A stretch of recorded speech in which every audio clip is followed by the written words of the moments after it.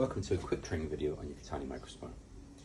Now, before you do any user maintenance, always turn the unit off. This digital display will turn off on its after you turn the unit off, about 30 seconds afterwards. So, first of all, you've got your user filter, the big yellow one here. This needs emptying regularly. Never use Vaseline on this because it will make the O-ring swell. You can use silicone lubricants, although Cattani do make Lubrijet, which is fantastic and will keep it nice and moving freely. And pop that back on. Also, make sure there's no debris in the inside here. Okay. And see there, it's turned off now. So the amalgam pot, only ever empty this when it tells you to empty it on the screen. To empty it, simply unscrew the black handle here. As you can see, this lowers the amalgam pot. It does take a little bit of time, but the reason for that is it means all the liquid held in here gets a chance to dribble out and doesn't leak everywhere when you take it out. And again, make sure you wear gloves before doing any user maintenance. Slide out your amalgam pot. As you can see, there's a lovely disc here.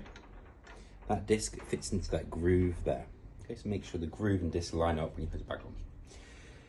It uses two lasers to shoot through this slot here. And that's how it detects if it's full. So you make sure when you clean your pot that the groove is nice and clean inside there, okay? If it's not clean, two lasers will think it is full. You put it back on and you have to do this all again. So make sure when you empty your pot into your sludge drum, you clean out the groove. So we slide them back on and then screw them back up. Now when you screw this up, make sure you don't over tighten it. Unfortunately, it can be very easy to get to the top and think, oh, make sure it's really tight. You don't need to do that. All you need to do is get it to the top and then stop. You don't need to make it really tight, to make it nice and finger tight. So that's the basic user maintenance on your unit.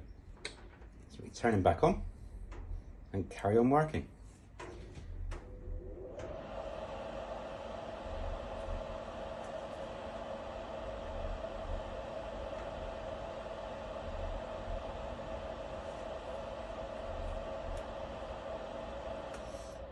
You can look at historical errors by pressing the right arrow twice.